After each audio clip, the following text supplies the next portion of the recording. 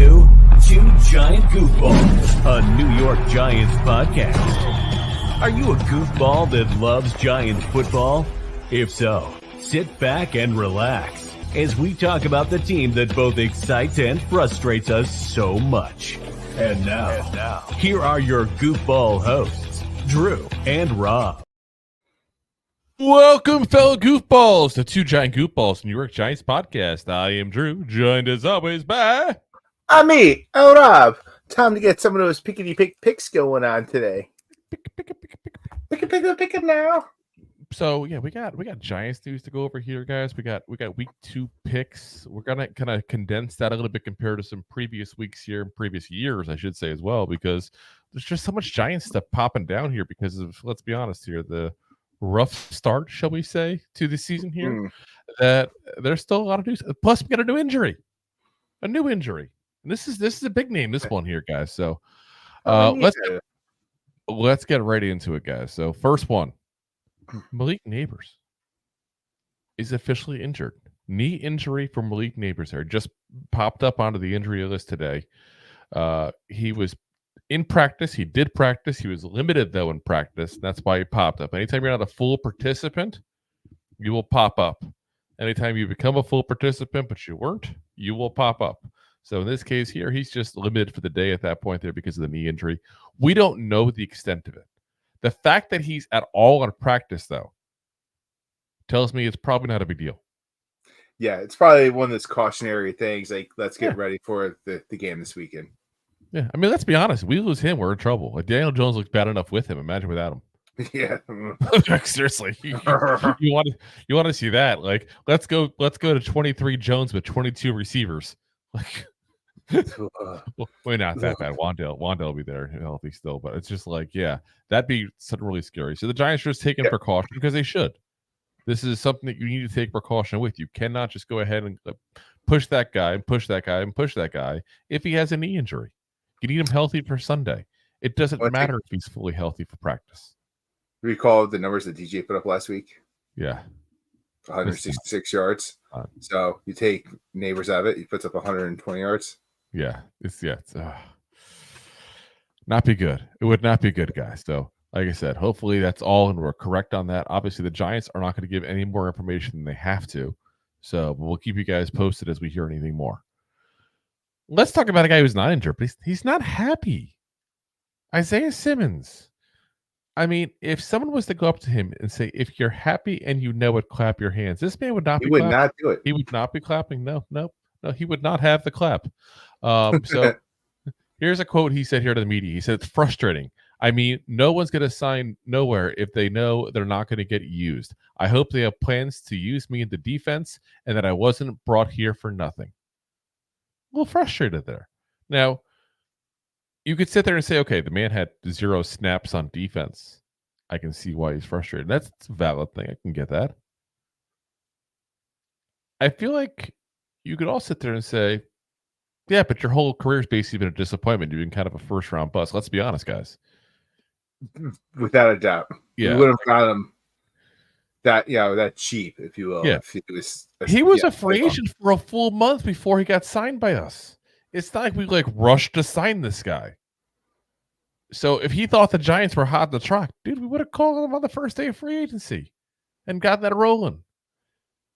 Instead, he sat around for a month and took a $2 million deal, which is a nothing deal for a guy who's been in the league now, 5-6 years now? I mean, yeah, about that. Or not. If I had to guess, I think it's 5. Off the top of my head, I don't have that number, but yeah, I mean, it's like, why would you think that you're entitled to anything? Your entitlement days are over. Like, point blank. You got to realize that this is over now. You are not a stud in the league. You are not a big name in the league. That's not what you are. You get nothing. I said good day, sir. This is the 6th year, by the way. I did look it up to verify. But it's like, I feel like he has this sense, like, still that he's like this first-round talent and he should be on the field. Like, you were a first-round pick several years ago, but you have not been a first-round talent. Exactly. Like, he is a guy that's, like we said before, does not fit anywhere. Nobody knows where to put him. Is he a safety? Is he a corner? Is he a linebacker? Is he an edge rusher? Nobody knows. He's a butt And he for. plays all of them well enough that he can earn a spot in a roster. But he doesn't play any of them well enough to earn a lot of playing time on a good roster. Correct. Like, if you can't see the field with this roster, you're doing something wrong. Team. Yeah. Like, did we good on Sunday? No. And they wasn't like, they're like, oh, we forgot to play this guy. That's why we look like that. So bad. Whoopsie. Yeah, no. They purposely did not put him in this game. Yeah. And I feel like someone needs to sit this man down. I'm like, dude, shut up. Like, you're lucky to be on a team at this point in your career. You've done nothing in 5 years in this league except get a lot of playing time and disappoint now 2 teams. Now, I will say this. The Giants people who are disappointed in him, that was on them for buying the hype and ignoring the first 4 years when he was in Arizona and didn't do a damn thing. That's not on him. But he's not that good. He's not. I just to call to your attention, like you said before. So I need to sit this man down and say, hey, we got 330 million people living in America today. Out of those 330 million people, 1,696 people are starting in the NFL. Shut your pie hole. Be happy you're here. It's not even starting. Like, I don't think he needs to start in his eyes. I should say a starting roster. Not that he's the starter, a part of the 53-man roster. I feel like he thinks that he is owed something, as if he's done something in this league. And again, he hasn't done anything except disappoint people. Like, I mean, that's something. Like it's a disconnect between what he is and what he thinks he is, if that makes sense. Yeah, we all got that. Yeah. No, it's not for me. I'm spectacular. I know it. It's okay. Exactly. But I feel like that's just something that he needs to come to terms with, because we've talked about it before with professional athletes. Like, this guy was a stud in high school. He was a stud in college. You know, he spent, that's 8 years right there of your life. People forget when you're 25 or whatever, how old he is. Yeah, I was say 26, probably, right? A third of your life, basically, as an amazing player. It's hard to take that step back and say, I'm not that good after all. He's 26. Yeah. Well, I mean, you're good enough to make a 53-man roster. Like, yes, that's still something. Yes. Like, that is more than majority of people that are alive today could ever say that it's done. Like, exactly. No, here's my whole thing. Besides making the 53-man roster, because again, you're not wrong. That is a huge thing, okay? So let's take a look here. I'm trying to see exactly where he's at, because this is a guy who came from Omaha, Nebraska, originally. Not exactly a booming metropolis, Omaha, Nebraska. He has earned $20 million in his career, guys. Now, you got taxes, you got agent fees. Let's take that in half even, which is probably way overkill. Yeah, way overkill. He's got $10 million $10 to go back to million Nebraska. Dollars. He's made more in the 5 years in this league than we probably will our entire careers. So and that's where I get upset. It's like, yeah, it's like I the entitlement. That's like, take home. Yeah. Yeah. He literally is. What you should be doing is working your tail off in practice, working your tail off every chance you get, and showing them that you deserve to be on that field instead of complaining about it. So, you don't like it? You're frustrated about it? Well, you know what? Nobody else wanted either. That's why you sat around for a month. So work your butt off and get to where you can get back on the field. Because they picked Dane Belton over you. Legit, they picked Dane Belton over you. They didn't do that because they don't like you. It's not personal. It's a business decision. So, I'm a little salty. I know. I was about to say. It's okay. Just a smidge. I don't like entitlement. I just don't like it. It irks me. So, let's talk about the Vikings, though. One last time. So the Vikings, they felt bad for Daniel Jones. That's bad, dude. When an opposing team felt bad for you, that's like a new low. Even as Giant fans, the new low for us. This is a quote from Jonathan Grenard, who's the linebacker they got from the Houston Texans. This was his very first game as a Viking. He was on the Power Trip morning show right after the win. There said, we kind of started to feel a little bad for him as we're still just completely taking away everything he wants to do. Hey, it's good to be on the other side of it, and it's our job to not be on that side. Like, that's bad when people are publicly that you played against it. I felt bad for you. You looked really bad. Yeah. Like, that's embarrassing. Absolutely embarrassing. And hopefully we don't have to deal with that again. But yeah, that's one of those things. I feel like he meant it well. I really do, but I feel like that should be like bulletin board material. Like, guys, this is how bad you play, that they're upset. Yeah. They kicked the crap out of you so bad that they felt bad about taking your lunch money. Yeah. Like, that's not good, guys. So, all righty. Let's get into people that were defending Daniel Jones, because there were several Giants that did come out and defend Daniel Jones. So I'll give him kudos for that, because it takes a lot of guts to publicly defend that man right now. Let's be honest on that. Like, you get a lot of hate immediately for it. But as a teammate or as a coach of him, you should defend him. Like, that's something you're supposed to do. That's expected of you. And a couple of people did that. So first off, head coach Brian Dable said, we played one game, so no one did good enough that first game.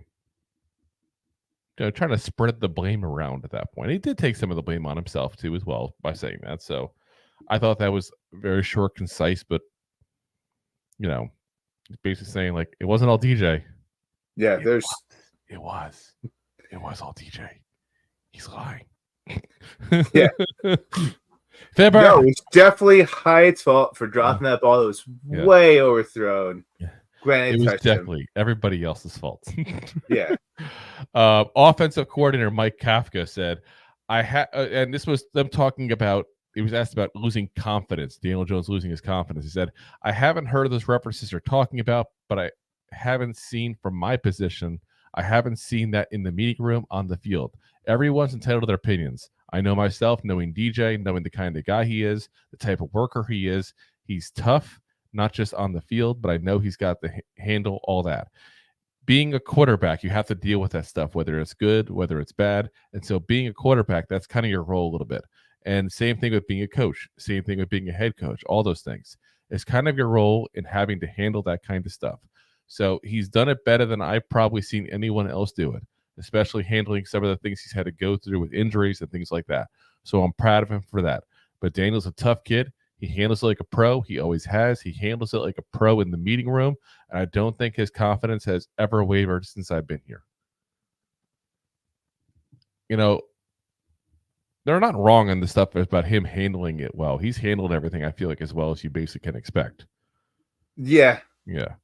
Like, I do think Jones deserves a little credit for that. We've talked about it on the show, a couple of times now. We blame Shane, we don't blame Dable, but it's like, we don't blame Shane, we don't blame Jones for him being out there. They should have brought competition in, but it's like, I find it hard to believe that his confidence hasn't gone. I really do. Like, you look at the way he just handles himself. And he used to smile more. His head used to be up a little higher. Like, I don't feel like the body language is showing what Kafka's saying. And Kafka can't say otherwise. What did Kafka supposed to say? Oh, he looks like shit. Yeah. He looks really depressed, guys. Like, we're having him on suicide watch basically because that's how bad he looks. Like they're not gonna say that. Yeah. Between each place he calls in, a doctor for some help, if you will. Yeah, like, they're not gonna say that kind of thing, And obviously, I'm hyperbolizing. He's not going to be that depressed over it. It's just a game in the end. But it's like, he's doesn't look like his old self personality-wise there. And I kind of feel bad. It's like, did we do that to him? But at the same point, it's not. I get it. Shane. They can't keep putting this guy out there. It's not fair to him at this point. He's just not that good. And yet we have no choice because they just did roster mismanagement. They needed to take more into consideration his injury. And he's coming back from not to say that, not to say that, he would have been a stud without, before the injury, but he wasn't playing well last year. But you come off an ACL injury, we've talked about this countless times.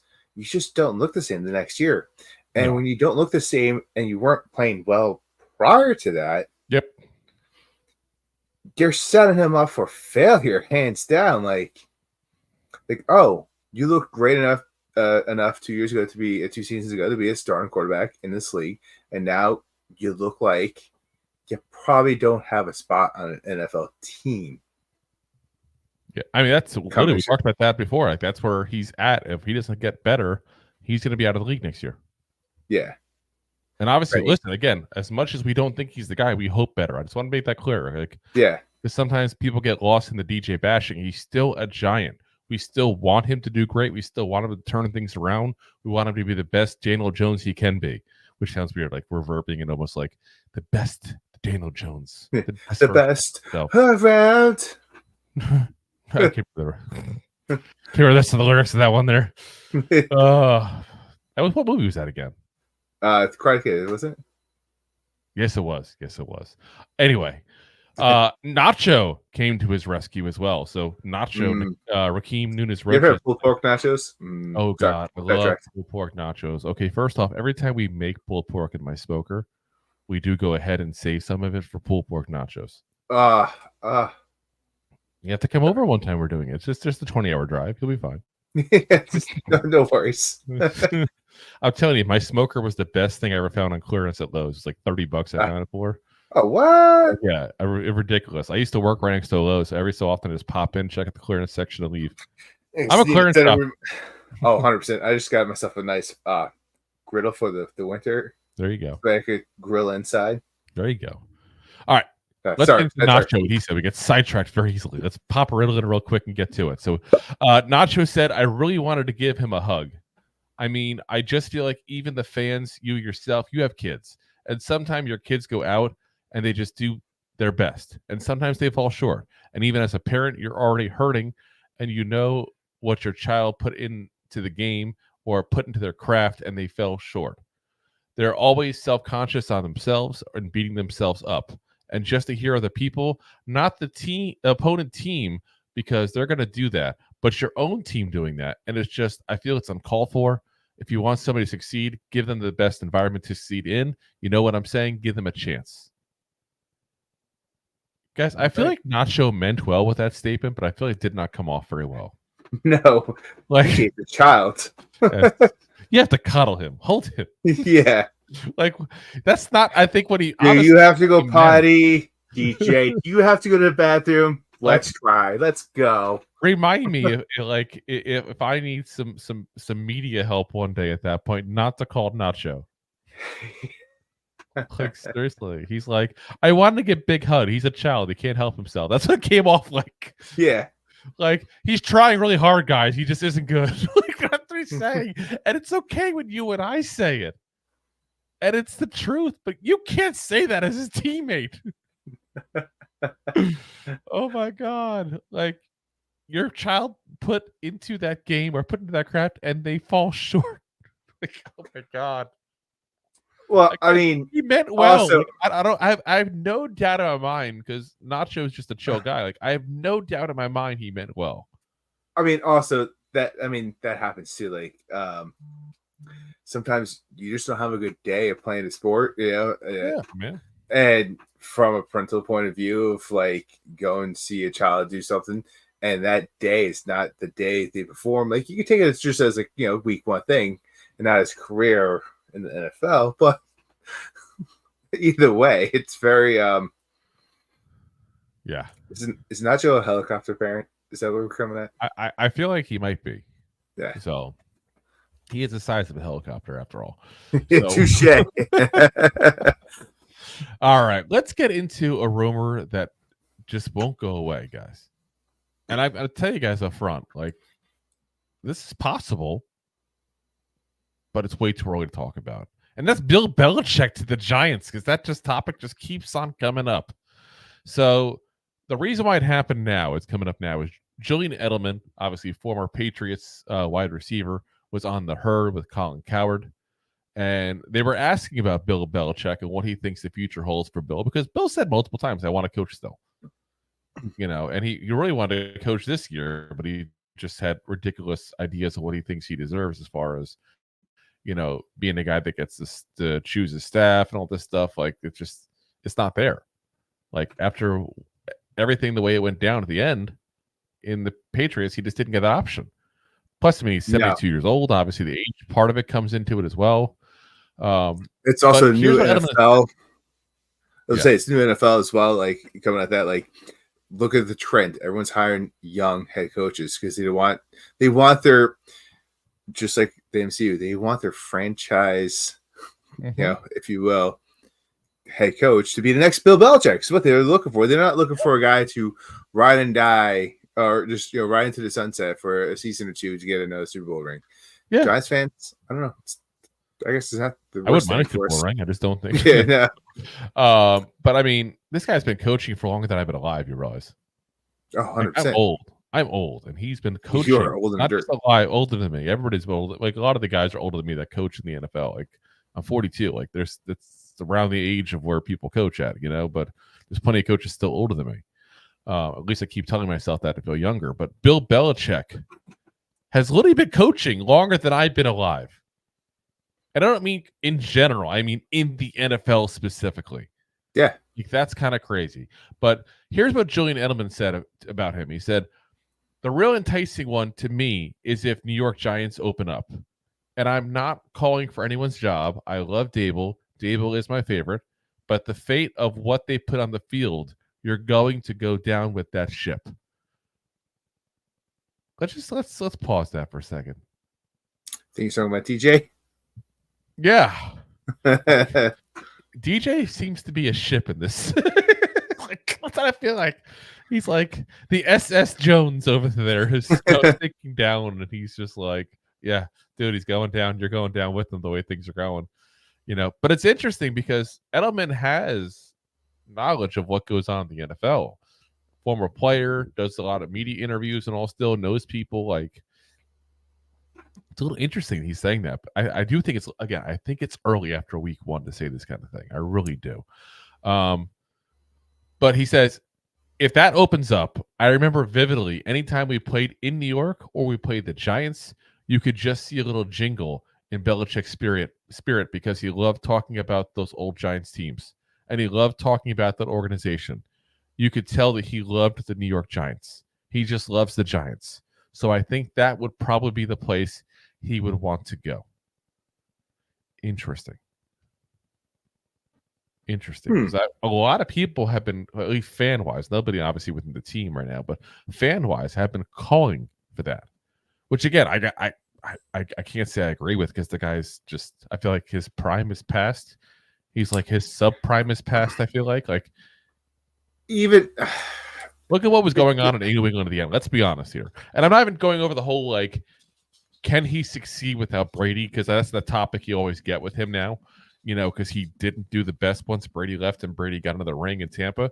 But it's like, can I really sit there and nitpick on that one? No, because he had Mac Jones for most of that. Mac Jones is not a good quarterback. You do need a good quarterback to win this league. But 100%. I can also look at the fact that he didn't do it in Cleveland.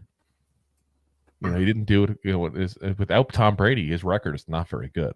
So I can sit there and say I can understand both arguments in this whole, was it Brady, was it Belichick kind of thing, and obviously they both helped each other out in the end. 100%. But I feel like Brady's a great player. There's obviously there's a statue of him in Hall of Fame. Goat. Offensive GOAT. LT is the defensive GOAT, but offensive GOAT. I was going to say, there's a statue in NFL Hall of Fame of him already. There's a current over it, a tarp over it, whatever you want to say, of, Tom Brady riding a goat Yep. with looking like Thanos on two hands with all these rings. Like, Inevitable. yeah, I'm inevitable. His Hall of Fame Touchdown. career, inevitable. Yeah, but yeah, any coach is going to look better. But at the same time, we all talked about how great Peyton Manning was, through his career. We've talked about, we actually haven't talked that much about him, but you go back old school, like Dan Marino, like he's a great player. Yeah, great coach. Generation.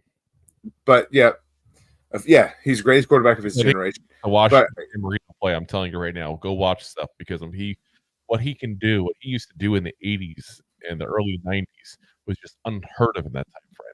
It's hard 100%. To compare that from different generations. His generation, he was hands down that guy. Yeah, that's what I'm saying. But how many rings does he have? No, and that's why he keeps be looked at like poop. But yeah, well, that's what I'm saying. Like, he's kind of like a rich version of Dan Fouts. Dan Fouts, same thing. He never won a ring, and he's kind of looks like poop as well. Hear him at the conversation of one of the best of his generation. He was. Yeah, I mean, you're not wrong. But that's what I'm saying. Like, does Brady do it at that time? Does Tom do it at Brady? Like, we can have the conversation all day long. But you have to say, like, Bill Belichick, without the Patriots, wasn't the best, but, he also was there 20 years and was able to develop the team that he needed to be. Yep. So, like, you also can't take that. It's not like Brady came out as a number one pick either. No. I get it. Brady drives himself. I don't want people like are hating on Brady. I'm not hating on Brady. Like, Brady is the offensive GOAT. I don't like him as a person, but that's a whole separate issue. But I feel like looks fabulous. But I feel like the issue with him, with Belichick, is just the fact that, like I said, the teams did not look good towards the end. And my biggest concern is he's going to want to be a GM. And I think that was off the table. Wasn't that off the table towards the end last year? It was off the table with Atlanta, and that was part of the concern with Atlanta. From everything I hear, at least, obviously, I don't have any inside information with the Atlanta organization, but from what I hear, he wanted to be the GM and the coach. He also wanted to bring all his people in. I'm talking the Joe Judges, the Matt Patricias, like all these people that none of us want anything to do with at this point, especially as a Giant. Could you imagine Joe Judge coming back to MetLife as the special teams coordinator or something? Like, guys, that would not be cool. Matt Patricia coming back like this. Matt Patricia and Joe Judge, he put them in charge of an offense. Like, that alone is a sign that you're done. Like I said, all respect to Bill. He goes down as potentially the best coach ever. He's in the top 5 at the very least. Hands down. At least. You can make different, comparisons, Lombardi, Shula, that kind of stuff there. Like, there's different people you can put as potentially your greatest. But he's in top 5 at the very least. And if you don't think he's in the top 5, you're nuts. But I feel like we're goofy, but he's definitely top 5. He's definitely at least top 5. But I just feel like time has passed him. And it does everybody. Listen, I mean, some mornings I wake up, I have trouble getting out of bed, and I feel like time's passed me already. But it's like, that's that's where he's at. I think he needs to past the prime. Right. I don't think he needs to ride off into the sunset, enjoy his media jobs he has. Because listen, I'm telling you right now, the crazy thing about Bill is he's a miserable man at times. Okay. Like, he really is. Like, you can tell by just his demeanor and stuff like that. But if you get him outside of work and have just a conversation with him, and he's enjoying the conversation, you can see when he talks to people sometimes in the media and stuff. Like, ever since he stopped coaching, he's a different guy. Hands down. Because that was also said, when he was off the field, like when he wasn't the coach. Because, I mean, you're the coach, you're the GM. Like, he's got a lot of stress underneath him. Like, there's enough stress as a head coach. There's enough stress as a GM. Now you're doing 2 of these jobs, plus you're scouting. Like, when was he seeing his family? I mean, granted, now he's also he's still dating that 24-year-old, right? Whatever she is, 24, 25. I'm sure she loves his personality. Yeah, definitely. Definitely not for the money. But yeah, I don't know. I feel like people are thinking they're getting 20, 25 years ago Bill Belichick. And that's not what you're getting. You're getting 73-year-old. Who's always said 73? 2. 72. Okay, sorry, I aged him here. 72-year-old. Well, but Bill you're not Belichick. wrong for saying 73 because if we get him, it's going to be That's next true. year. That's true. I mean, and you're getting a guy who, again, didn't do great those last couple years in New England. Like, when you do what you did And then in surround New yourself England. with poop. No, but I'm saying when you do what you did, you got to really mess up for them to want you to go. Let's be honest. That team went, what was Tom Brady's last year in New England? I'm trying to think off the top of my head. Tom Brady's 2020? last year. These are tied in 2 years now, right? 1 year, 3 years with Bucks. Yeah, 2020, right? So 19 was his last year. So let's go through the list of what they did. 7-9, 10-7, 8-9, 4-13.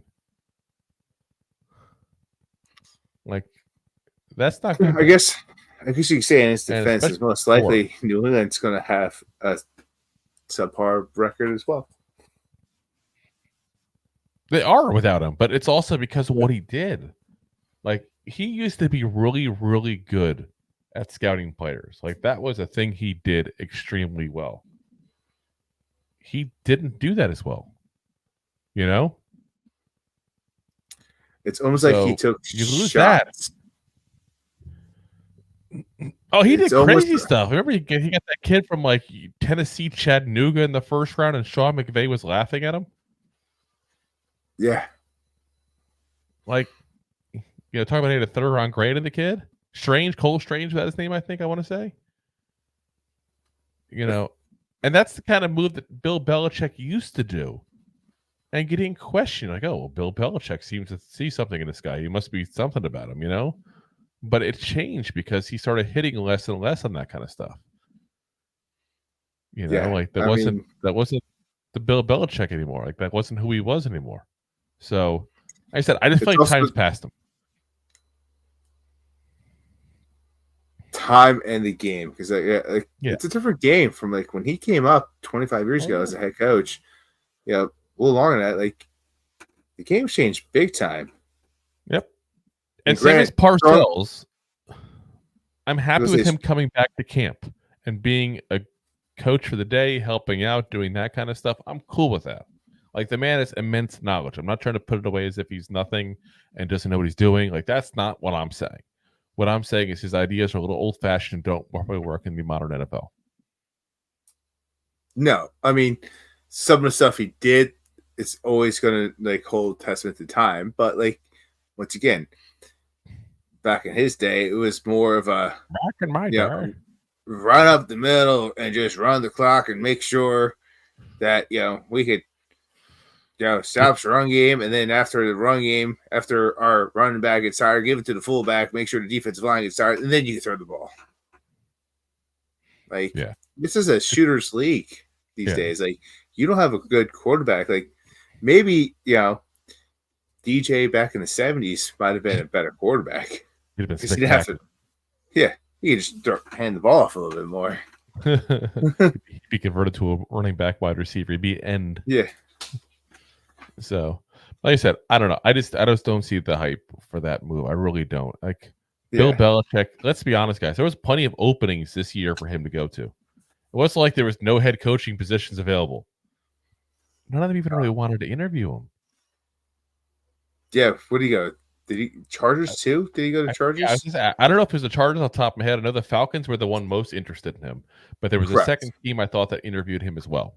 I think it was the Chargers, and I'm pretty sure. I mean, they jumped over Harbaugh, but they jumped all over Harbaugh, and Harbaugh jumped all over them because he knew he was going to have to jump out of the NCAA. So, I mean, let's be honest. So I feel like you give him another year. He's another year older. He's another year removed from the league. I just don't feel like it is. I think his best bet, honestly, is do the media thing, show a little personality, maybe changes who people think of him, because everybody thinks of him as the grumpy guy right now. He's like the grumpy cat version of an NFL coach. He's like the mixture between Grumpy Cat and the what you would call Star Wars Nipper with his cut off hoodie on. I know you know, Emperor Palpatine.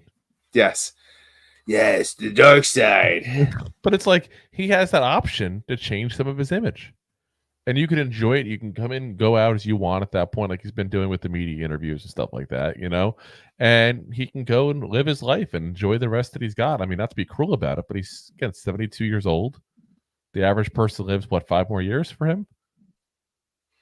Give or take. I mean, I'm not trying to be cruel about it. I'm just trying to say, like, at what point do you say, you know what, I got to enjoy some retirement years, but I still have them?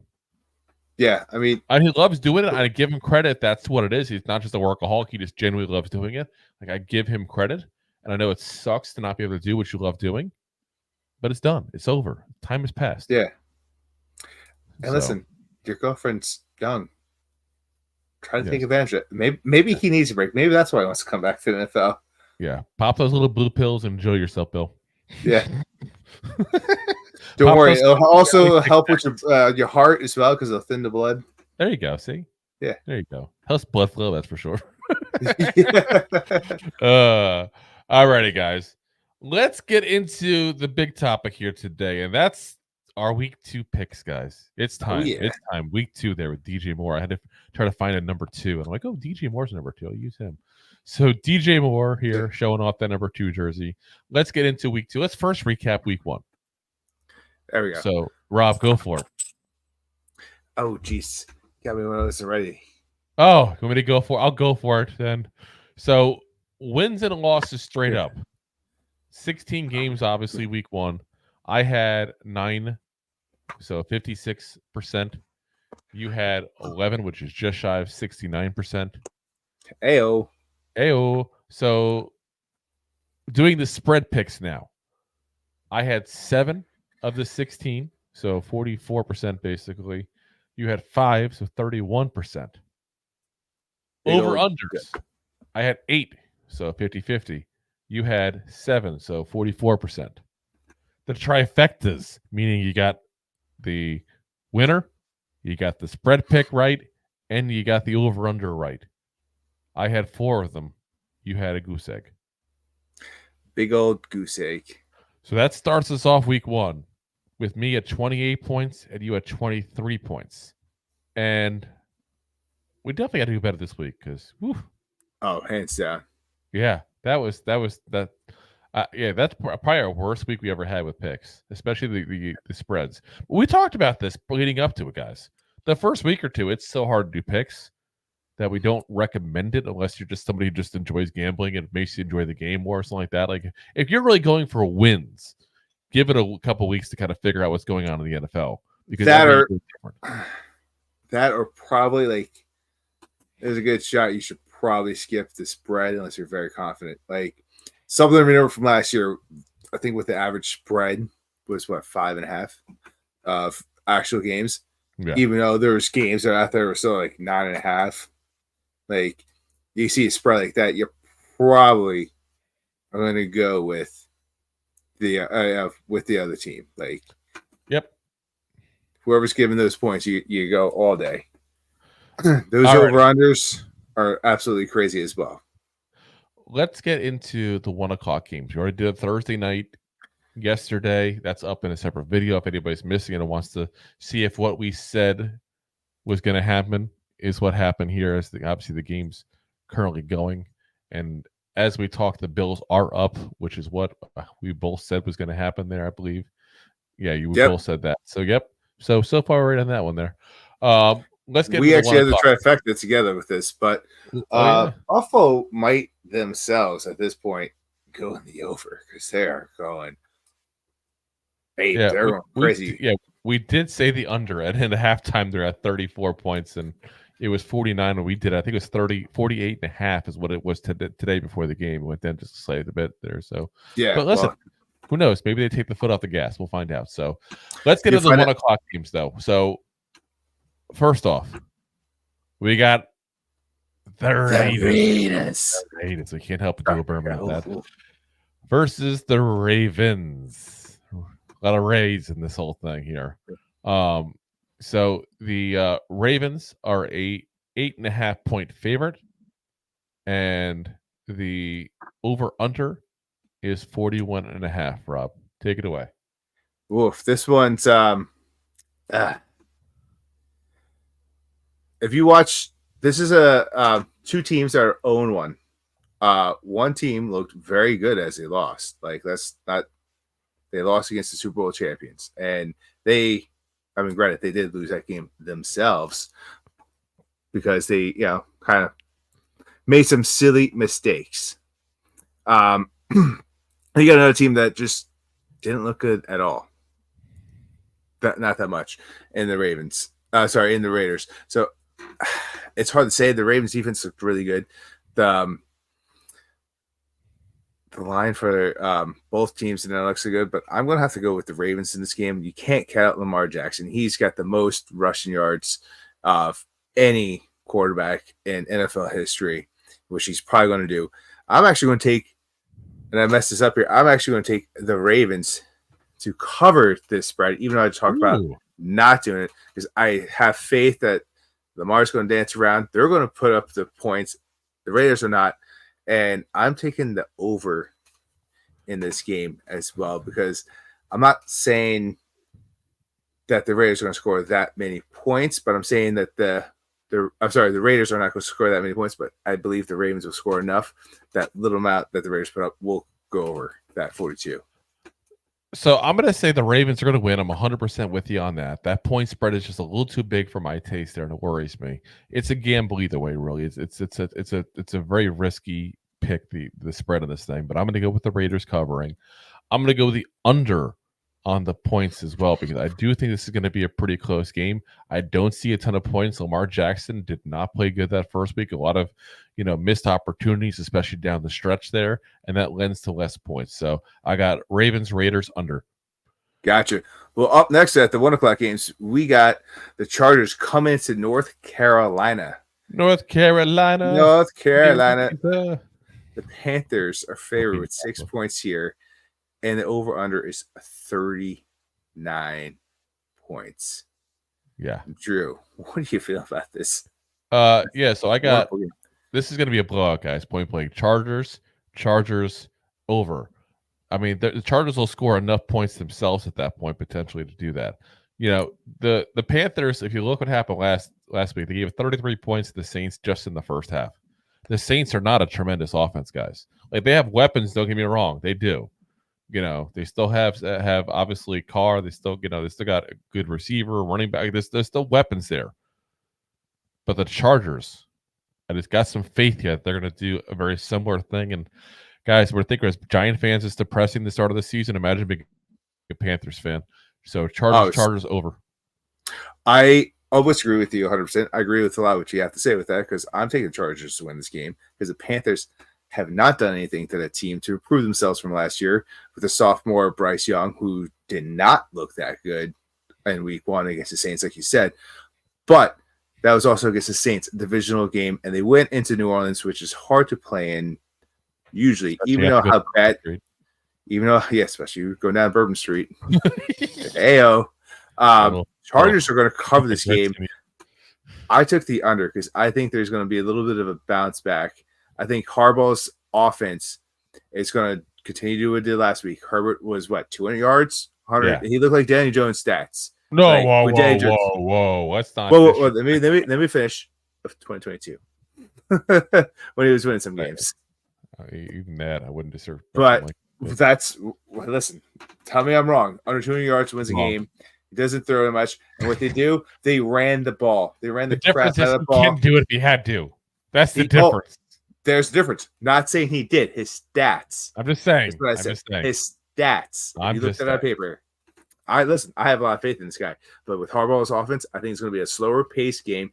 They're traveling again, and this week they're playing away. What they're going to do is they're going to run away, run that clock. I run so far away. So that's why I'm taking the under. They're going to beat them up, but they're not going to put up enough points because they're going to run out of time. And that's why you get the under. All righty. Next up, we got the Saints at the Cowboys here.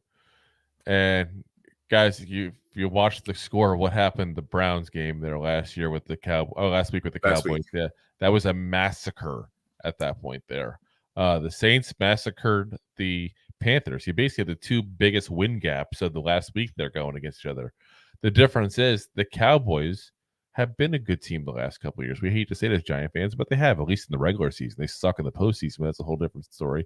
The Saints have been a mediocre team, and they really didn't add anything major onto their roster to make you go, oh, the Saints will be much better this year. So that leads me to go with the Cowboys at that point. So as much as I don't want to, and as much as I still think they're not as good as they were last year, I got the Cowboys winning. I got the Cowboys covering the 6.5-point spread. And I also have the over on the points, 46.5, because I just think that both teams going to put up a lot of points last week. And that's a recipe for an over in my mind. That's what I'm actually more confident than anything else in this game is the over-under on this with the over. So you have some very valid points, but I don't agree with you. Good day, I say good day, sir. Cowboys have been a 12-5 team. A lot of those wins, 12-5 for the past 3 years. And the past couple of years, their trend is those 5 losses have come right after a blowout.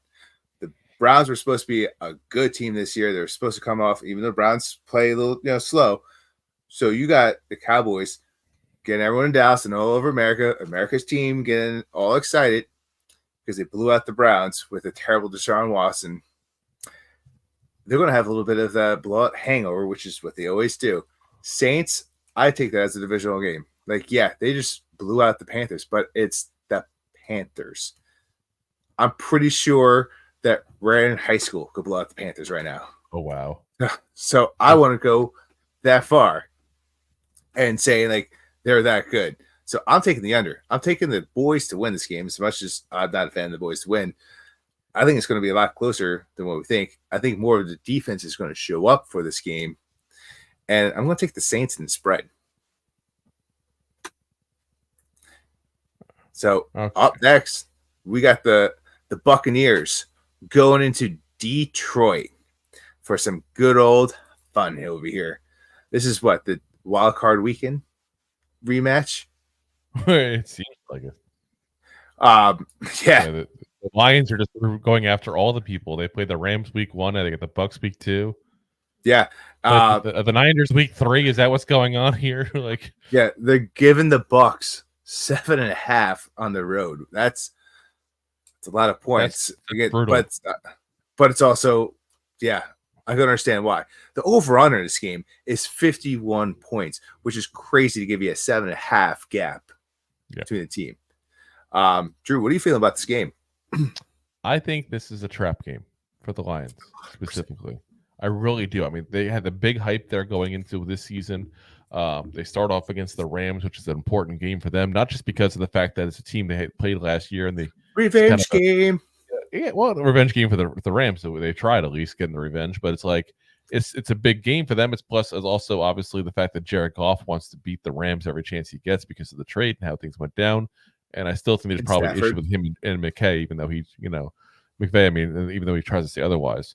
So I feel like this is that trap game where you go, okay, I was worried about this week 1. Now we're good to go. Maybe team loses a little focus this time here. Meanwhile, the Buccaneers look great in week 1.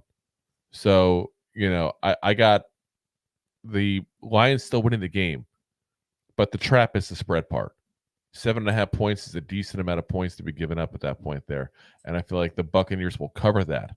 And I actually think it's going to be a little closer game than people realize because the Bucs have always been known to have that sneaky good defense. And you don't sit there and say, oh, they got these massive names, but they always seem to put a decent defense out there. And 51 points is a ton of points, guys. That is, I believe, the largest. Yeah, it is the largest over/under number this week. So I'm going to go the under at that point there. Yeah, Drew, we're going to hit a trifecta on this. This is a best bet for the week, I guess. So if you guys are betting out there, I feel confident with Drew saying no over here. I see the words you're spitting out. I'm picking them up, and I'm agreeing. Subtitles. Yeah, those are the subtitles in there. I can't get them.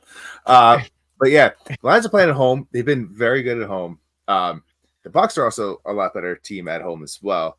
But like you said, that defense has been top tier.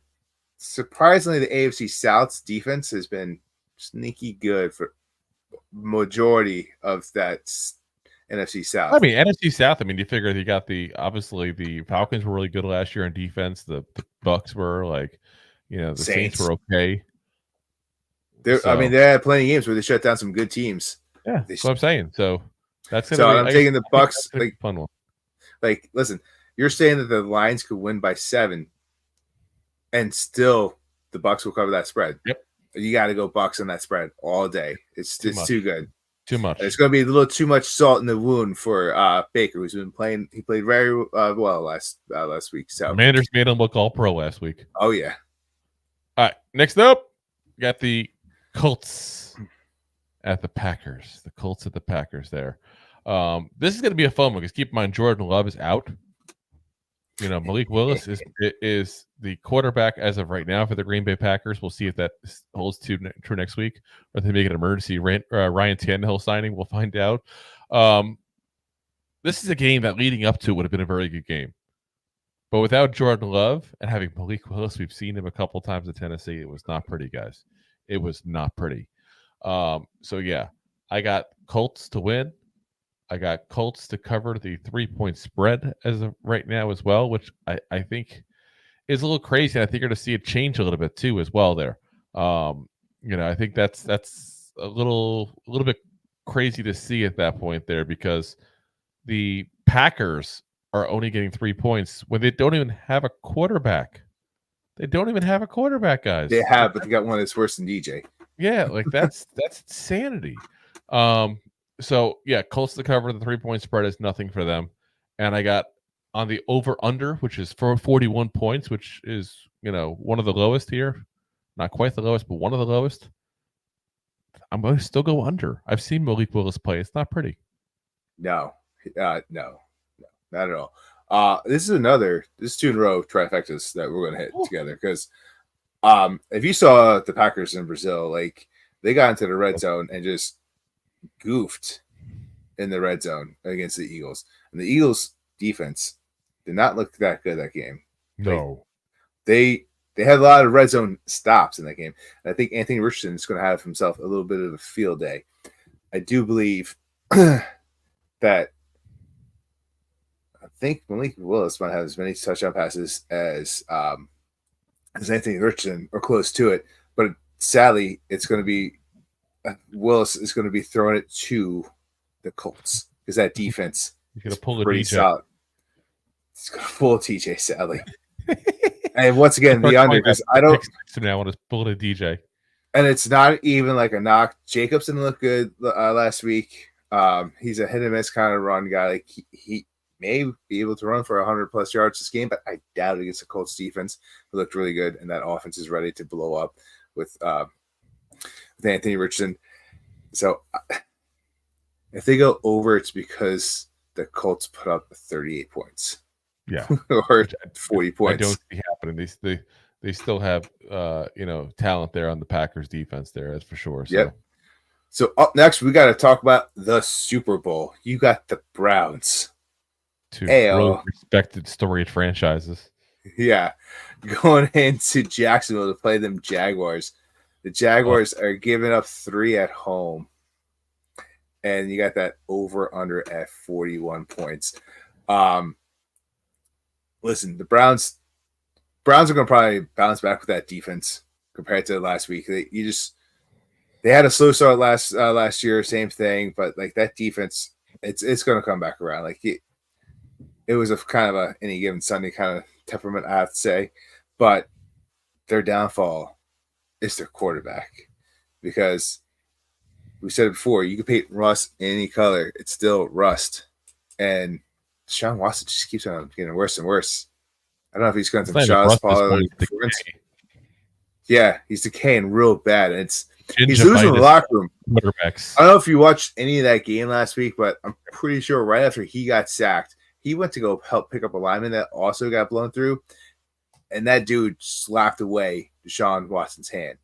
I feel like so a guy who does the things he was accused of is probably not a nice guy, and it's probably just not that one thing he's bad about. You're probably right, but I'm just saying, if your teammate, if your quarterback's the most important player on that team.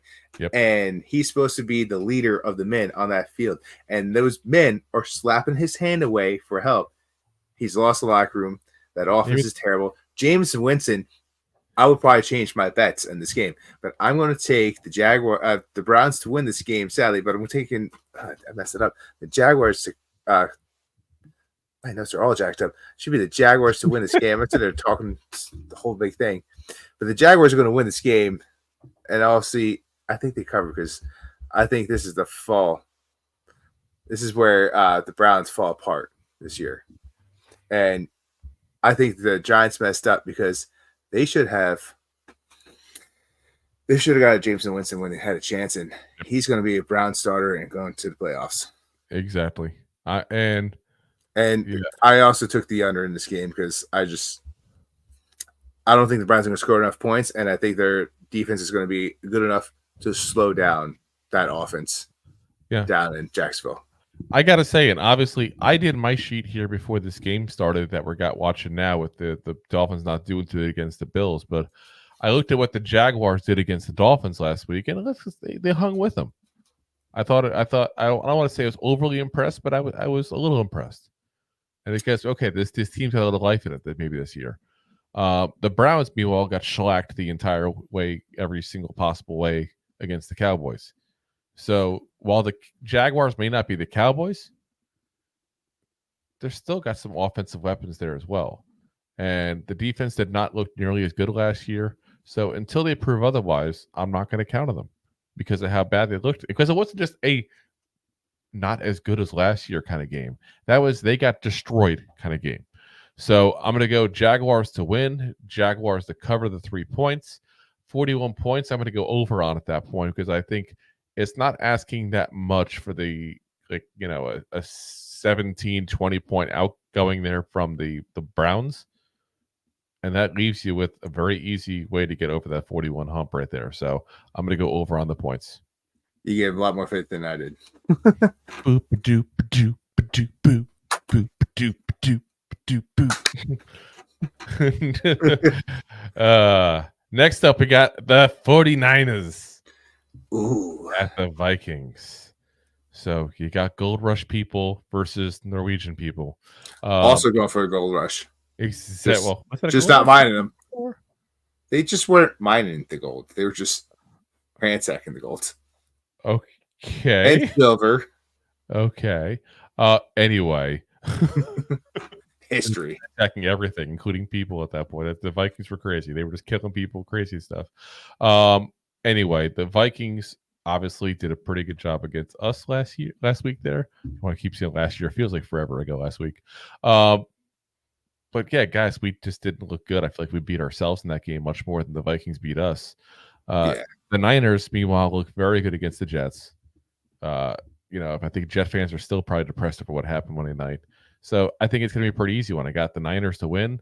I got the Niners to go ahead and cover the 5.5 point spread at that point because, that's a little crazy that the Vikings are only getting 5.5. That's I would expect a bigger spread in that kind of game.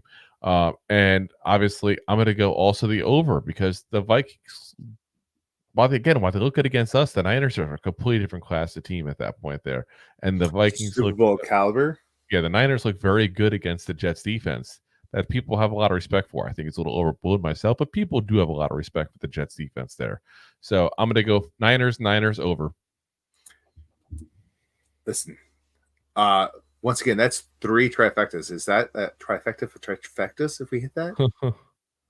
But no, I agree. I think people overlooked what happened in where they blew up the spot. What happened in Minnesota? Like the Vikings, look what they did last year with Joshua Dobbs. Like they put it together.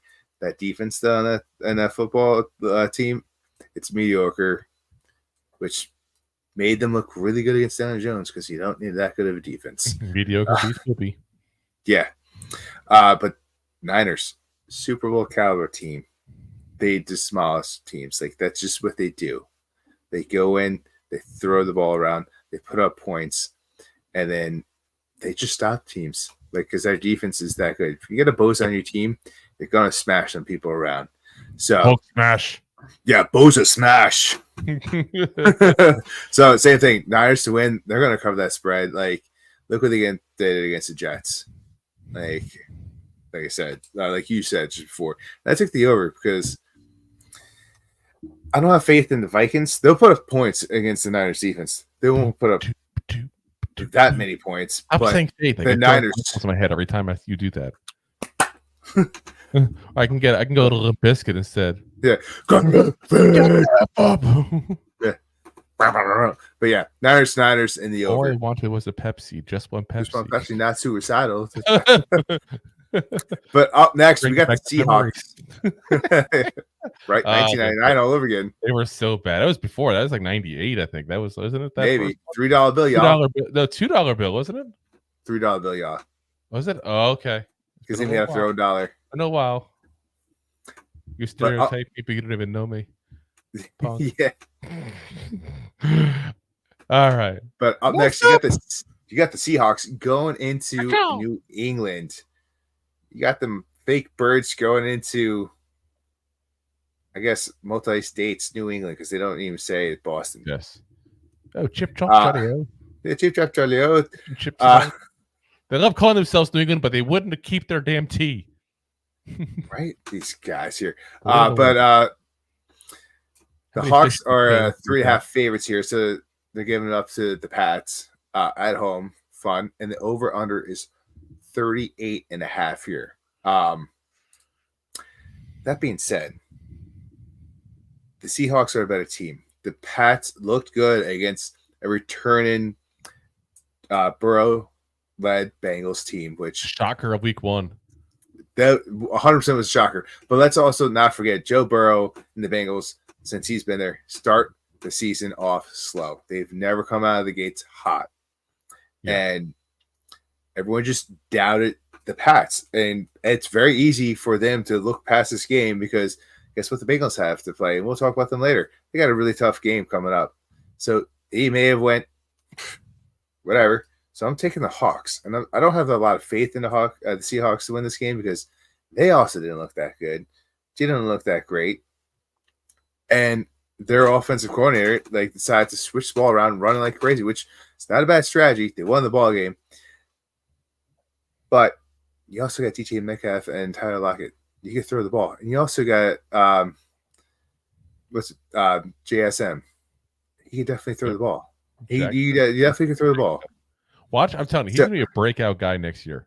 Because I do think they're next year, one not this year. Of the 2 receivers. I think next year. Oh, 100%. Oh, yeah. He'll replace one of those guys.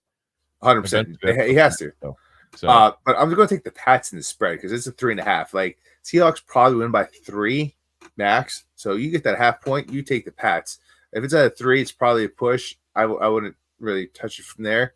But I'm also going to have to take the under in this game because I think it's going to be a low-scoring, more defensive game because the Patriots' defense did show up to play this past week.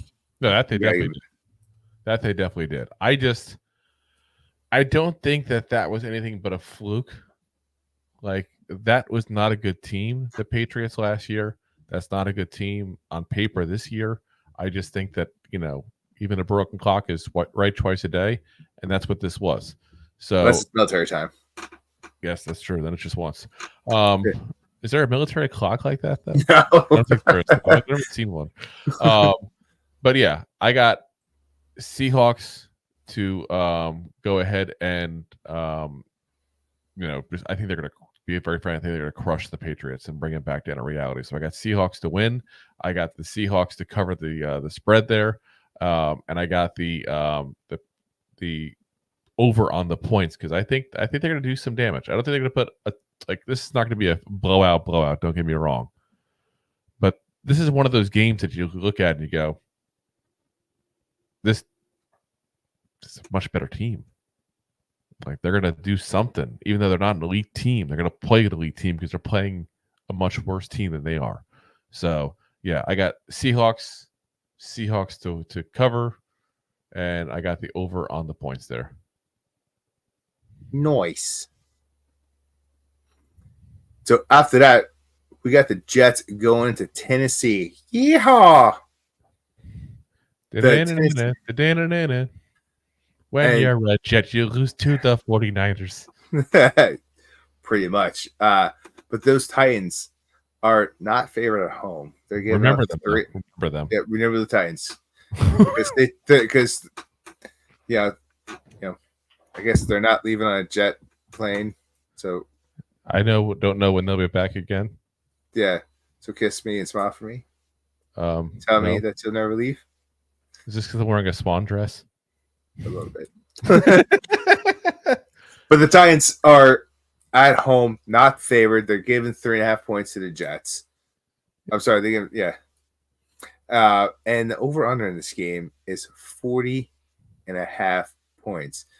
Tanya, they expected to be a defensive The Jets game are getting 3.5 points to the Titans. Yes. Yeah, I said it in reverse. Titans are not favored. No. Yeah. Titans are getting an extra 3.5 points. Yeah. It all backwards. I think this is going to be a sloppy game. I think this is a game you probably shouldn't bet because you don't know what the Jets are right now, and we kind of know what the Titans are. And I don't think the Jets are better than Titans that much. If we're going to be real here, like Aaron Rodgers didn't look like Aaron Rodgers in the past. He still looks like a guy that's 40. It's coming off a very serious injury. Mm-hmm. He's not playing to his fullest. Everyone, guess what? Aaron Rodgers honey dicked y'all thinking he was going to be able to play last year. Look how he played last week. Yep. The guy's like, "Oh, I'm going to come back and we make the playoffs." You didn't even come back for training camp the next year. Shut up. Yeah. Like, but that being said, like I'm going to take the Jets to win this game. And in my notes, I took tits to cover. Not even the Titans. they're not even worth all the letters, apparently. No. I'm going to take the over in this game. See, I'm close with you on this one here. I just have more confidence in the Jets. I think the Jets, this is a get-right game for them at that point to level out their season here. I think that the Jets will win. I think they'll cover the spread pretty easily, and I think it's going to be over primarily because I think the Jets are going to put up some points. And this is going to be one of those games where they're going to like, you know what? We can't go 0-2. Can't do it. Listen, So, I hope you're right. And Garrett Wilson gets me a crap ton of points, but that's not what I'm feeling when it comes to my wallet. All right. Next up, we got our game, the Giants game. So we already did a preview episode of this last week. I guess last week. Cool. My time frame is just all messed up this episode. We did it yesterday. So yesterday was last week, and last week was last year. Yeah. Yesterday we did our preview episode. So if you want to hear more on our thoughts on it, go for it. But we're just going to give our prediction quick at that point. If you want to hear about the episode there, best way is to go to the episode, just listen to it. So I got Giants to win, Giants to go ahead and cover there, and I think that the points will be under on this. This is going to be a pretty low scoring game. I feel like they're overall. So, but when I say cover, I mean Giants are not the favorite anyway. So no matter what, they just win. They'll be good. So yeah, Giants under. Guys, if you want to know my opinion really on this game, go back to last night's episode, not last week's episode, because we'll be talking about the Vikings at that point. That'd just be silly. We still hard today, so it's okay. Yeah. Touche. I'm going to take the Giants to win. Obviously, they're going to cover because they got to win in order to cover that. And I'm going to take the over just because all it has to do is be a 24-20 game. Or you don't need that many points. And I think if Baker can ball against this team, I think we have an opportunity. And I'm pretty sure their running back White down in Tampa Bay also had himself a good day. So he had a good receiving day. Singletary. Bad running day. Singletary will get some targets. Next up, 4:00. It's time To pay the bills? No. We should pay the bills probably. Yeah. Let's pay those bills. Let's do it. We should have done that already there. That's foolish of me not thinking that. But you know what gets to do? Silly. More suspense for the rest of the game. Enjoying the show? Looking for more goofball action? Consider a membership at buymeacoffee.com/2giantgoofballs. Memberships start at just $5 and give you additional goofball access. One-time support payments also available starting at just $3. Buymeacoffee.com/2giantgoofballs. Of course, also, if you like what you're watching, guys, hit the like, hit the subscribe, hit the share. That's definitely one way to help us out as well. If you're watching on YouTube, we are also eligible for super chats. On Facebook, you can also send us stars. We are all made of stars, so go for it. Stardust. Oh, I was going Moby with that one. Oh, yes. Remember that he did that song? We are all made of stars. Something like that. I wasn't a Moby fan. I wasn't a huge Moby fan, but you couldn't escape him back on the radio. Anyway. True. Let's get up to the next game there. Go for it, Rob. All right, you got the Rams going into Arizona playing. We both have the Rams going into Arizona, just for the record. It's the same schedule for both of us. Oh, just well, the whole NFL. It's not like we flip it out. We go into the multiverse, and I go into different. Yeah. Let's see. You got the Rams going to the Cardinals. I got the Rams going to Detroit again. Yeah. Nice. But the Rams are -1 at home. Sorry, the Cardinals are -1 at home. Whoopsie daisy. And the over-under in this game is a 48.5 points. They're expecting a big old fun rockin' sock blowout in this game. Now, I do think, guys, keep an eye on that, because I think that might change because some of the injuries. I don't know if they fully adjusted for that. Like, I know Puka Nacua is not going to be playing in the game. Steven Villa, their second-year guard, who had a really good rookie season for them, also will not be playing in this. So the offense is definitely not going to be at full strength. Yeah. And that being said, I also thought it was a little bit more of a trap game with that. It's a trap. It's a trap. You're going to need 49 points to get over on this game. Like, it's going to tally up. So I took the under right away in this game. And I'm also going to take the Rams to win, the Rams to cover in this, because, yes, Arizona has a good offense. Everyone hypes them up being better than what they are. They did look good. They came out strong. And then, you know what they do? They tie off in the second half. The Rams, it's got to be a get-right game. They got to, get a win. It's something that they have to pull out. And I think they played well last week, though. It's not like they get right. They still played well. They went to overtime with the Lions. It's not like the Lions were I mean, they want to get a record-wise. I mean, let's talk about how many 0-2 teams go to the Super Bowl. One back in 07 doing it. Yeah, 07. That's what I'm getting at. So we're looking at I just like saying we did it. We did something right because we haven't done anything right since then. It's 17 years later. You're not wrong. That's what I'm saying. So Rams go 0-2. Statistically, it's hard for them to go to the Super Bowl and possibly win. So I feel like a lot of pressure is going to be right on this game. They're going to win this game. They're going to squeak it out and just cover 1 point. That's nothing. I think the books are too kind to Vegas, and there's too much hype behind Arizona, and everyone follows it every year. I feel like Arizona is one of those teams that like sneakily stays close to in a lot of games, though, and I think that's why people that bet like them more than people that just like watching football. Like that team that sneakily stays just close enough to ruin some spreads. But 1 point is not enough to change your opinion on a game. It really shouldn't be. Like 1 point might as well be a push. And I got the Rams to win it, and therefore they're going to cover at that point. The 48.5, I'm going to go under just because of the injuries the Rams have on offense. I think it's going to be a little bit of a lower scoring game because of that there. I wouldn't say it's going to be a low scoring game. I got let's say a 24-20 kind of game at that point. I think that's a reasonable assumption for where they're probably going to be around. So it'll be close to that number, but probably just under. So yeah, Rams under. We agree again. Yeah. If you take this game and you put it over, if you take it over and you go to to the Rams Stadium and you're not playing in Arizona, this spread's probably 4.5, 5.5, and this is a respect thing for Arizona. Is why you get the -1. Yep. So. Up next, we're going to 425, if you will. And you got the Bengals going against those chefs. They're going to toss them souths. Oh, I mean the Chiefs. Whoa. Wrong game here. That took a turn. Wow. Whoopsie daisy. Crazy. So the Bengals are playing the Chiefs, and the Chiefs are giving up 5.5 at home. Playing the Swedish chefs. Yeah. The over on this game is 47.5 points. Senor Drew, how are you feeling about this game? I'm feeling pretty confident in this game, actually. That it's going to be what it typically is, a close game.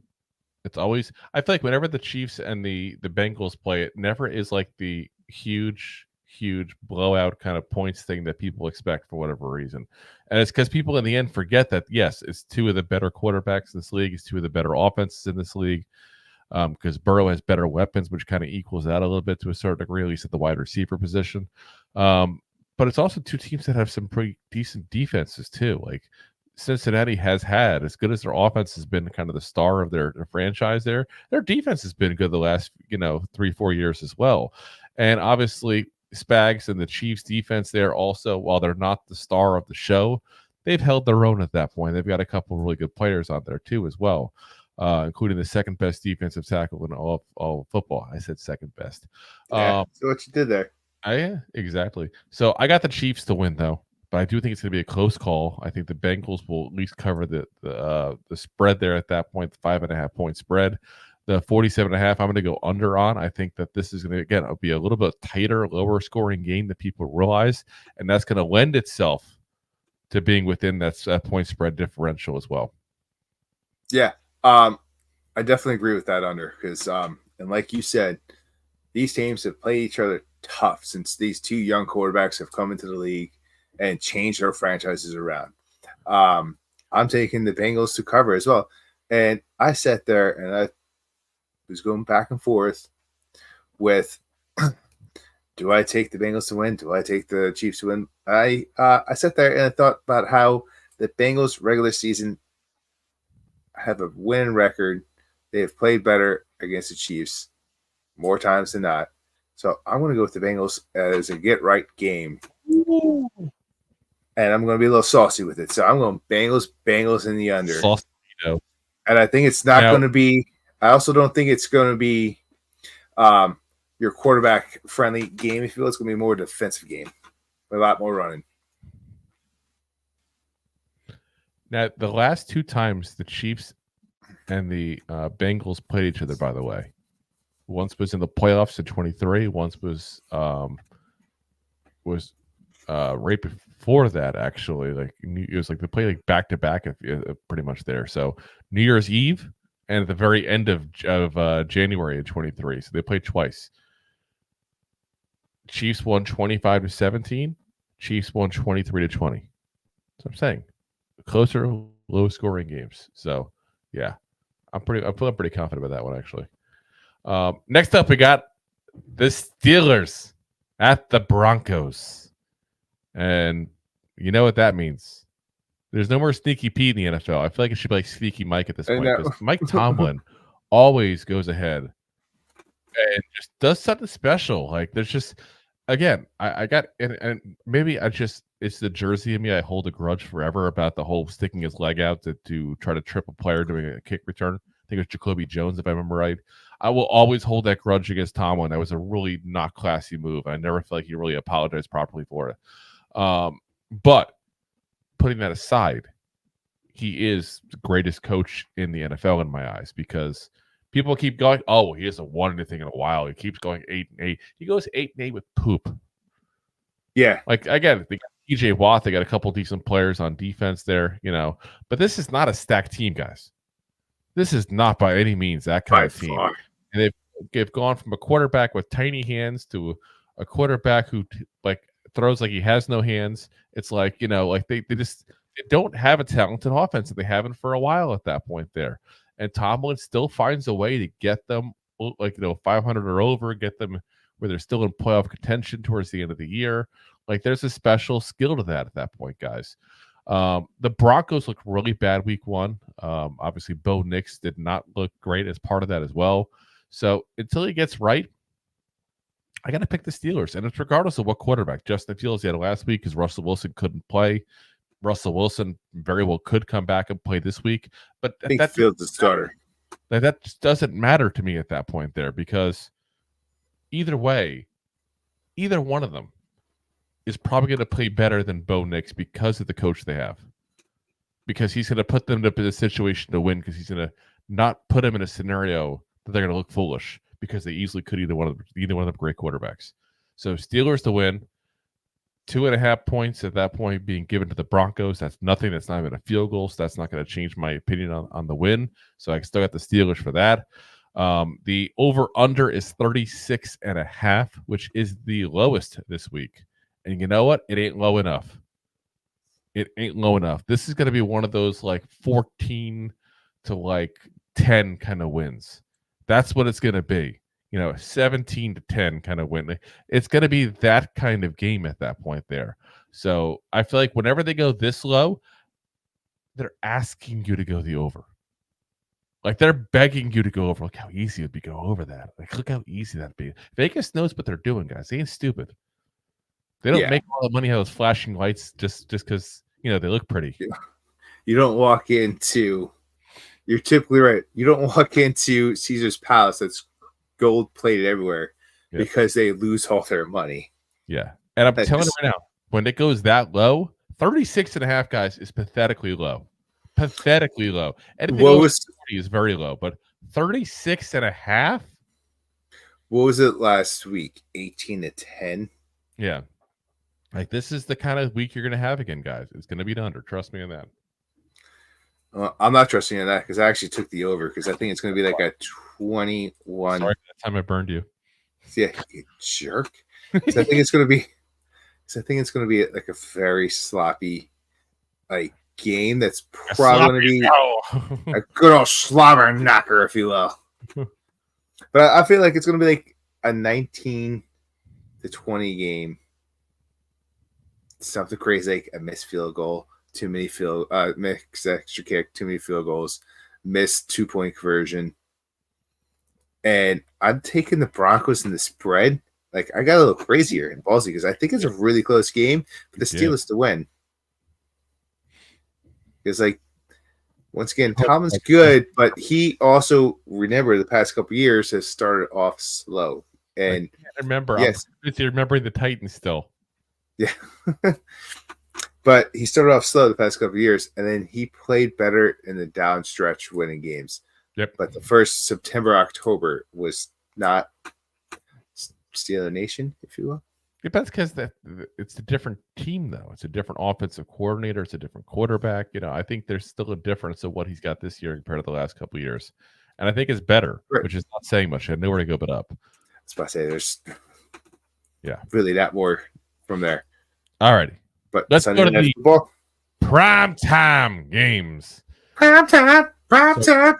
We got the Bears. Oh, the Bears. Bears at the Texans. You got the battle of the best rookie quarterback of the 23 season against the top overall pick of the 24 season. Like that alone is a nice matchup right there. Like this is one of those things people are going to think is going to be a matchup for years to come if Caleb Williams pulls his weight. But I'll tell you, he sure as hell didn't do it week one there against the Titans. Like that defense bailed him out big time. He looked horrible. Like garbage. The only thing that looked worse than that was his nails. Honestly, it doesn't even bother me he paints his nails, but I know it bothers so many people. I like to poke the bear a little bit there. No pun intended. Yeah. So yeah, I didn't mean to do it. Actually, it just came out and I realized what I was saying. But yeah, I got the Texans to win. I got the Texans to cover the 6-point spread. Guys, this is going to be a freaking blowout right there. Absolute blowout, I think. And I got the under. And the whole reason I'm going under is because the Texans are going to do their part and the Bears will not. This is going to be like a 30-14 kind of battle at that point there. Like that's what I see this being, like that kind of game where people are like, whoa. And I'm telling you right now, he did not play good week one, but he won. But he did not play good, which did not get him a pass for week one. If he plays like that this time in a prime time game, we talked about it leading up. But listen, guys, I'm not wishing bad upon this kid. Let me be very clear on that. Like I don't believe in wishing bad upon people in general at that point, unless they're jerks. Look at you, Deshaun Watson. But say what? But I feel like we said that is he mentally tough enough for the NFL, especially Chicago? And this might be it. Like looking bad in week one, like he did, and people are already like, "Oh, what the hell?" And now him going to a primetime game in his second game, going against C.J. Stroud, who was a young quarterback himself and really impressed last year. This is a trap game in the way that he's got to fall into a trap that the media is going to spin him really bad, and it's going to hurt him, I think, there. So, I hope the Bears have enough support people around him, because if not, he's going to be crying in his mama's lap by halftime. Yeah, hopefully she's in Texas. Because I agree with you cold-heartedly. I want to take the over in this game, but I don't have faith in the Bears to do what they did last week. And they didn't score that many points. Yeah. Defense isn't going to bail out when you're playing against this caliber of an offense. Like, not only DJ. do you have this is probably the only quarterback I can say that about last week. DJ looked better. It's not 93 yards passing, guys. That's all he had. DJ Moore, Keenan Allen, Roma Dunze. You had less than 100 yards passing. Yeah. 14 of 29 for 93 yards, guys. Oh my God. Yeah, the Texans they're going to massacre the Bears. They're going to go on a bear hunt is what's going to happen here. And they're going to come home with a trophy bear. Oh, no. Yeah. Only you can prevent a blowout. Don't go to the game. Yeah. Because actually, maybe you could only prevent a blackout because you'll be there. It is time. There we go. Done. Monday night. Night. Monday night. Here we go. We got the Battle of the Birds. Oh, yeah. Battle of the Birds. Which bird's scarier? Yeah. Which bird is the word? Is it the bird from the Well, left? everybody knows. Bird from the right. The bird. Bird is the word. Bing, bing, bing. Surfing bird. Yeah. But yeah, you got it has come to my attention that some people are unaware that there is a word. And the bird is the word. Oh. Bird's the word? Family Guy. Bird. Yeah. I haven't watched the show in years. I just always love that episode. I think everybody does. Or the one where you had the bird nest in his beard. I was thinking of the one where you got in the fight with the chicken on the streets for like 10 minutes. Yeah. Pretty much, yeah. Spectacular. But anyway. Mystery box. I've always wanted a boat. Could be a boat. Taking a run. Let's finish up this game. Last game of the week. Monday Night Football. Last one. You got the Falcons going into Philadelphia. Smellidelphia. Oh. Yeah. This truth and advertising laws came out, huh?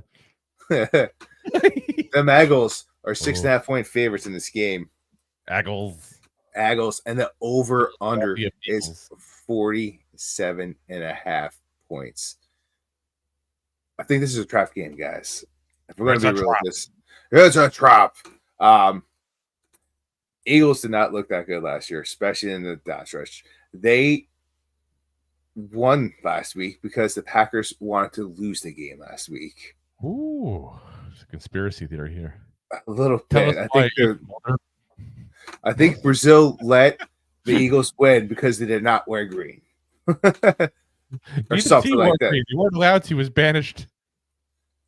What are you talking about? The Green Bay wore green. Not like that. Yeah. Anyway, the Birds. Which bird am I talking about? The Falcons. Kirk Cousins also did not look so hot last week, and he had all these new toys to play with in the sandbox, and he still couldn't get that done. So my first thought right away is this game's going to go in the under, because you want to talk about the best defense of this game? It's coming from the Falcons. Best offense is to be seen. So I'm taking the Eagles to win this game. I don't want to say it, but I have a little faith in the Eagles to beat the Falcons, but I don't think it's going to be a blowout. I think the Falcons cover this game in a nice low-scoring game, just like there was done last week with the Falcons as well when they lost. I think you're looking at most like a 24-20 game. Shit, give them 24-21. You're still at 45 points. It's in the under for the 47. So I think the big thing in this whole thing is we talked a lot of trash on us. We do talk about a lot of trash in general about the Eagles. We do a lot. But we talked about the fact that how bad they looked that second half of the year last year. And they did. They looked horrendous, like absolutely horrendous. They did not look bad against the Packers. They played like the Eagles of old. So, and this is before Jordan Love got hurt. So it's not like they just it's not like this week where the quarterback's just not there. This was just a legitimate win. So the Falcons did not look good. So I'm going to give the Eagles their due and say they're going to beat the game, beat the Falcons in this game here. But I think the Falcons will keep it close. I think Kirk Cousins is going to play a little better. They played last thing, and give it another week or two, and he'll get back to full strength potentially. I mean, he had the same injury Aaron Rodgers had, guys. Like, it's not a minor injury he had, especially at the age. Yeah, exactly. So I'm going to go with the Falcons. I'm going to go with the over because I still don't have any faith in the secondary of the Eagles, and I think that in the end, the Falcons are going to have to play better than they played last week. Like, it's got too much talent there not to make that through at that point. But if Kirk Cousins continues to look bad, guys, whew, how much longer before Michael Penix is breathing down his neck? Yeah. Let me in. Put me in, coach. I'm ready to play. Bob Seger now? Before I turn 30. Yeah. Bob Seger? Coach. I'm ready to play. Oh, my God. That wasn't Bob Seger, was it? Oh, it was Bob Seger. It was John Fogerty. Yeah, it was John Fogerty. I'm like, that doesn't seem like... Yeah. Wow. All right, guys. So we'll see what happens. Let us know your picks in the comments section, guys, because I'm curious to see what everybody thinks. Are we crazy for some of what we're saying here? Are we just crazy in general? Goofy. I mean, just let us know. Let us know. So that'll be it for the episode here, guys. We'll be back again for you guys post-game on Sunday. Let you guys know all what's going on in the in the post-Giants Commander world. Hopefully we'll have a happier episode than last week. Hopefully a win of some kind. We don't want to, go Hulk smash and trash everything there and be angry and yelling. So we'll see. I'm not holding out hope for that yet, just in case. But yeah. So if you haven't already, guys, hit the like, hit the subscribe, hit the share. But remember, the second the game is over, that's always our target to try to go on there, barring anything crazy going on in our lives at that week there.